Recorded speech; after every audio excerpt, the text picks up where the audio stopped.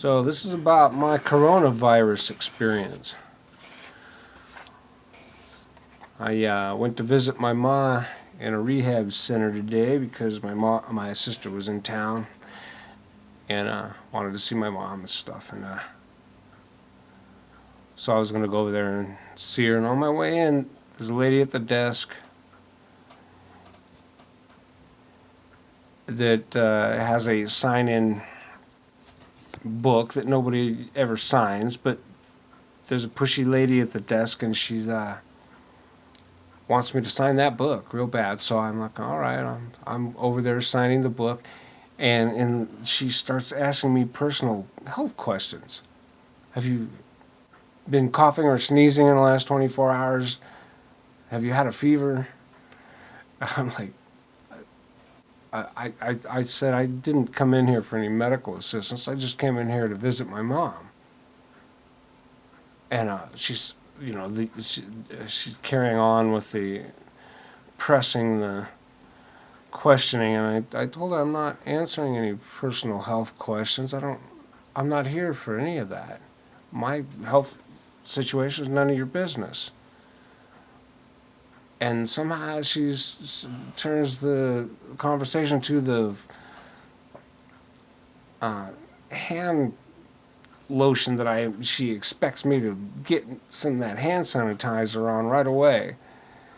And I'm like, I am not putting on any hand sanitizer. I'm not doing anything you're telling me to do. I don't know what your problem is. That's an antibacterial hand sanitizer. You're talking about a virus. Viruses are dead. Antibacterial hand sanitizer isn't going to do anything to a non-living virus. All they're doing is playing a control game at the gateway, gonna deny me seeing my mom.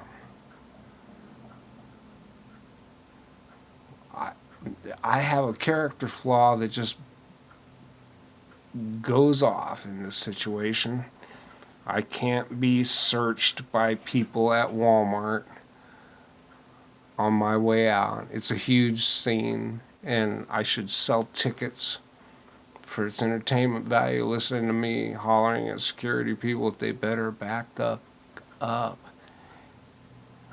Yeah, because that's just some character flaw I have. I just can't be controlled by other people.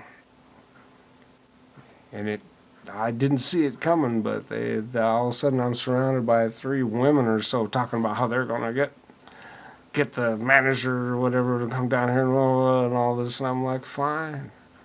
I don't need to see my mom. I walk towards the door doesn't open. You gotta push the button. Why isn't this door opening? You try to detain me, I'm about to nut up. I mean, going to a facility somewhere and nut up. And they're all like, no, you just have to push that thing down there for the wheelchair on it. And I punched that thing, the door open, and I got out. I called my mom. I said, Mom, I can't come in and visit you. I'm waiting out here for Laura to show up. And she said, oh, yes, Chuck, we heard all about it. And Laura's in here, and your sister's in here, and she's going to come out and visit with you out there. So she comes out, we get into this conversation about everything I just said. Nonsense is going on, it's just a control thing.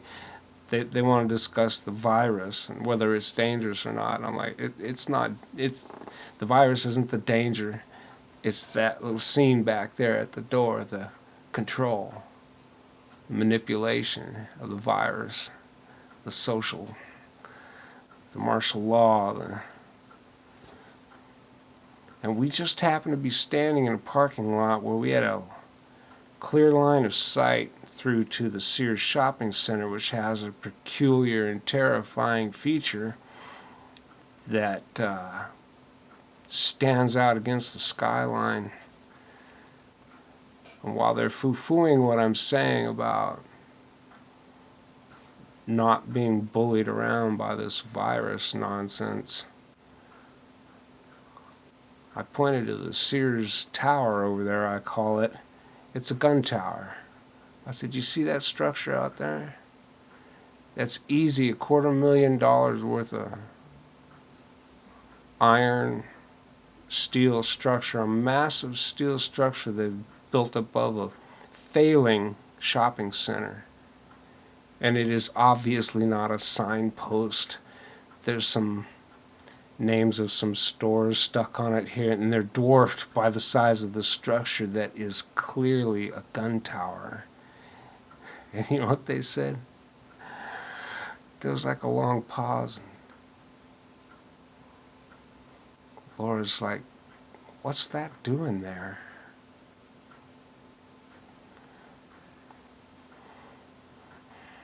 Well, I'm trying to just pass along some info about what's happening. And the naysayers, the people who think this isn't unfolding rapidly, are mistaken. FEMA's going to do what FEMA's going to do. Remember the stories about the 6 billion rounds of ammunition FEMA bought. They're not stories, I mean they're articles that no one's rebutting. 10,000 guillotine blades from Mexico? What would FEMA need with guillotine blades? Gun towers over the Sears shopping center? I'd go ahead and foo-foo, but in the same conversation I'm telling my sister that this the stock market upswing that happened, and then the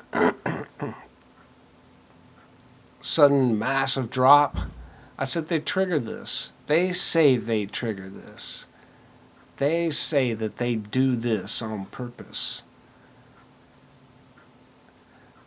And then what they do is buy everything after it's all the bottom drops out. They buy everything. The filthy rich, the elite, and you'll just as people are jumping out the windows to their death over all the money they lost, the stock market will shoot back up while I get home today and turn on the phone and looking at some of the stories, and oh, there it is, stock market had some 11,000 point increase in one day. It's what they said they'd do. Just like the coronavirus and the gun towers over Sears and the 6 billion rounds. They said what they're doing. You got a communist, 2 Jewish communists running for president.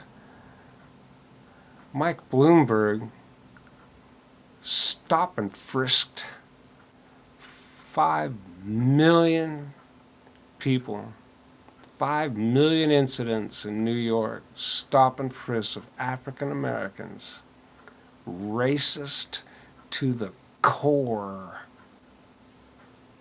Racist to the core, and not just here and there.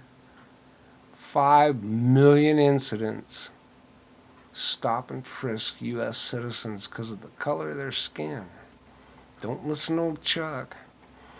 World's going to hell in a handbag. I'm running out of coffee. That's the only important thing. Well,